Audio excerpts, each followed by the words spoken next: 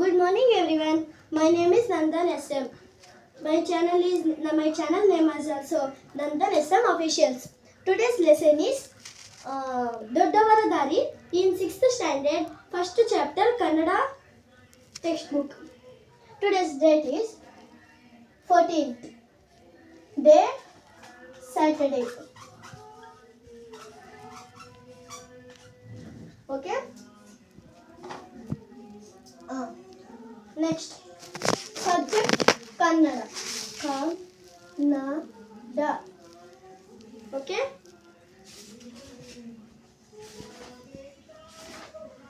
Sixth standard, first chapter ದೊಡ್ಡವರ ದಾರಿ ಗದ್ಯ ಭಾಗ. ಸರಿನಾ? ದೊಡ್ಡವರ ದಾರಿ ರಾಶಿನವಳ್ಳು. ಬರೆದವರು ಬೇಗೋ ರಮೇಶ್. ಡಾಕ್ಟರ್ ರಾಜೇಂದ್ರ ಪ್ರಸಾದ್. ಡಾಕ್ಟರ್ ರಾಜೇಂದ್ರ ಪ್ರಸಾದರು ಭಾರತದ ಪ್ರಥಮ ರಾಷ್ಟ್ರಪತಿಗಳು. ಡಾಕ್ಟರ್ ರಾಜೇಂದ್ರ ಪ್ರಸಾದರು ಇಡೀ ದೇಶಕ್ಕೆ ಫಸ್ಟ್ ರಾಷ್ಟ್ರಪತಿ ಏನಂತ. ಅದೇ ಅತ್ಯಂತ ಉನ್ನತ ಸ್ಥಾನಕ್ಕೇರಿದವರು, ಸರಳ ಜೀವನ ನಡೆಸಿದವರು. వాళ్ళు చాలా ಮೀನ್ಸ್ హైట్ను చీఫ్ మినిస్టర్, ప్రైమ్ మినిస్టర్ అట్లున్నారు కదా, అలా వీళ్ళును అక్కడు. ಆಮೇಲೆ ಜನಕ ಮಹಾರಾಜನಂತೆ ಅವರದು ಋಷಿ ಸದೃಶ. ಜನಕ ಮಹಾರಾಜ ರಾಮವಾಳಪ್ಪ ಜನಕ ಮಹಾರಾಜ ಥರ వాళ్ళది ఋషి సదృశం అంట. ಜನಕ ಮಹಾರಾಜರಂತೆ ಋಷಿ ಸದೃಶ. ఇప్పుడు ಅವರ ಕೋಪವನ್ನು ಹತ್ತಿಕ್ಕಬಲ್ಲವರಾಗಿದ್ದರು అంటే ಹತ್ತಿಕ್ಕಬಲ್ಲವರಾಗಿದ್ದರು. ದಿ ಮೀನಿಂಗ್ಸ್ ತಾಳ್ಮೆ. ಹತ್ತಿಕ್ಕಬಲ್ಲವರಾಗಿದ್ದರು. ಬಾಳಿನಲ್ಲಿ ಶಿಸ್ತು, ಸಂಯಮ, ಸಮಯ ಪಾಲನೆ ಇವುಗಳಿಗೆ ಭಾರಿ ಮಹತ್ವ. ಬಾಳಿನಲ್ಲಿ ಮೀನ್ಸ್ ಜೀವನದಲ್ಲಿ ಶಿಸ್ತು ಮೀನ್ಸ್ ಗುಡ್ ಹ್ಯಾಬಿಟ್ಸ್, ಸಂಯಮ ಸಮಯ ಪಾಲನೆ, ಟೈಮ್ನ ಇದು ಮಾಡೋದು ಮೀನ್ಸ್ ಇವಾಗ ಟೈಮ್ ಟೇಬಲ್ ಇದ್ರೆ ಆ ಟೈಮ್ ಟೇಬಲ್ ನಾವು ನಡೆಸ್ತೀವಲ್ಲ ಹಾಗೆ. ಓಕೆ. ಇವುಗಳಿಗೆ ಭಾರಿ ಮಹತ್ವ, ಇದಕ್ಕೆಲ್ಲ ಭಾರಿ ಮಹತ್ವವಾದ ಮನುಷ್ಯರು ನೀಡುತ್ತಿದ್ದಂತೆ. ತಾವು ಜನರ ಸೇವಕ ಎಂದು ಹೇಳಿಕೊಳ್ಳುತ್ತಿದ್ದರು. ತಾವು ಯಾರ ಸೇವಕ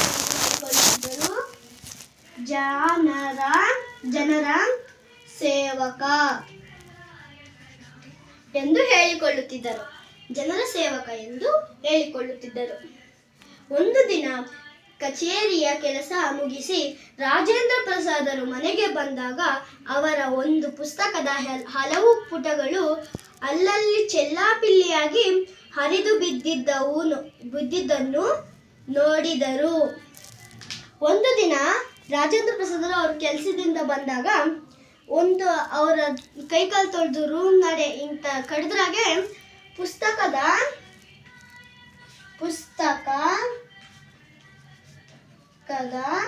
ಪುಟಗಳನ್ನು ಹರಿದು ಬಿದ್ದಿದ್ದವನ್ನು ನೋಡಿದರು. ಇದೆಲ್ಲ ಮಕ್ಕಳ ಕೆಲಸ ಎಂಬುದು ಅವರಿಗೆ ಹೊಳೆಯಲು ಹೆಚ್ಚು ಬೇಳೆ ಬೇಕಾಗಿರಲಿಲ್ಲ. ಇದೆಲ್ಲ ಚಿಕ್ಕ ಮಕ್ಕಳದು ಕೆಲಸ ಅಂತ ತಿಳ್ಕೊಳ್ಳೋದಿಕ್ಕೆ ಇವರಿಗೆ ಜಾಸ್ತಿ ಸಮಯ ಬೇಕಾಗಿಲ್ಲ ಅಂತ ಹೇಳಿದ್ದಾರೆ. ಮಕ್ಕಳಿಗೆ ತಮ್ಮ ತಪ್ಪನ್ನೇ ಅರಿವಾಗಬೇಕು ಎಂದೆನಿಸಿತು. ಮಕ್ಕಳಿಗೆ ಅಂದ್ರೆ ಪುಟ್ಟ ಮಕ್ಕಳಿಗೆ ಅವ್ರ ತಪ್ಪು ಅವ್ರಿಗೆ ಅರ್ಥ ಆಗಬೇಕು ಅಂತ ಅನ್ಕೊಂಡು ರಾಜೇಂದ್ರ ಪ್ರಸಾದ್ ಅವರು ಏನ್ ಮಾಡಿದ್ರಂತೆ ಎಂದೆನಿಸಿತು. ಆದರೆ ಆ ಮಕ್ಕಳನ್ನು ಅಪರಾಧಿಗಳಾಗಿಸಲು ಅವರ ಮನ ಒಪ್ಪಲಿಲ್ಲ. ಆದ್ರೆ ಆ ಮಕ್ಕಳಿಗೆ ಅಪರಾಧಿ ಮೀನ್ಸ್ ನಿರ್ದೋಷಿ ಆಗಿ ಮಾಡಲು ಅವ್ರಿಗೆ ಮನಸ್ಸು ಒಪ್ಪಿಲ್ಲ. ಮನ ಮೀನ್ಸ್ ಮನಸ್ಸು.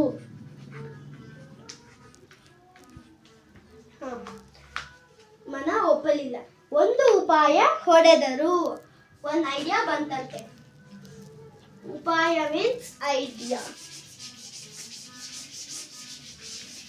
ಉಪಾಯ ಮೀನ್ಸ್ ಐಡಿಯಾ. ಒಂದು ಉಪಾಯ ಹೊಳೆಯಿತು. ಒಂದು ಐಡಿಯಾ ಬಂತಂತೆ. ಪ್ರಸಾದರು ಮುಖ ಕೈಕಾಲು ತೊಳೆದು ಬಂದರು. ರಾಜೇಂದ್ರ ಪ್ರಸಾದರು ಮುಖ ಕೈಕಾಲು ತೊಳೆದು ಬಂದರು.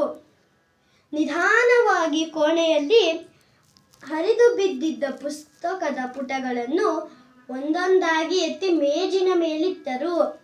ನಿಧಾನವಾಗಿ ಕೋಣೆಯಲ್ಲಿ ಅವ್ರ ಮುಖ ತೊಳೆದು ನಿಧಾನವಾಗಿ ಕೋಣೆ ಒಳಗಡೆ, ಕೋಣೆ ಮೀನ್ಸ್ ರೂಮ್ ಒಳಗಡೆ ಹೋದ್ರು. ಆವಾಗ ಕಿತ್ತು ಪುಸ್ತಕದ ಪುಟಗಳು ಮೀನ್ಸ್ ಹಾಳೆಗಳು, ಈ ಥರ ಒಂದು ಹಾಳೆಗಳು ಬಿದ್ದು ಕೆಳಗಡೆ ಬಿದ್ದಿದ್ವಂತೆ.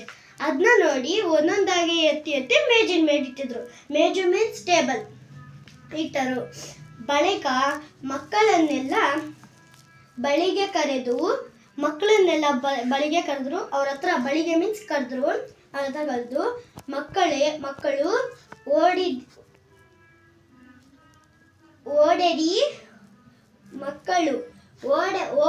ಬಂದರು.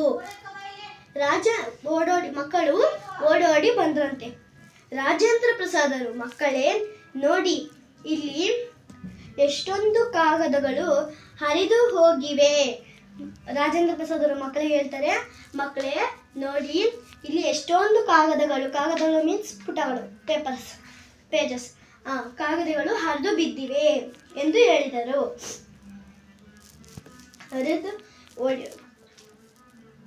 ರಾಜೇಂದ್ರ ಪ್ರಸಾದರು, ಮಕ್ಕಳೇ ನೋಡಿ, ಇಲ್ಲಿ ಎಷ್ಟೊಂದು ಕಾಗದಗಳು ಹರಿದು ಹೋಗಿವೆ.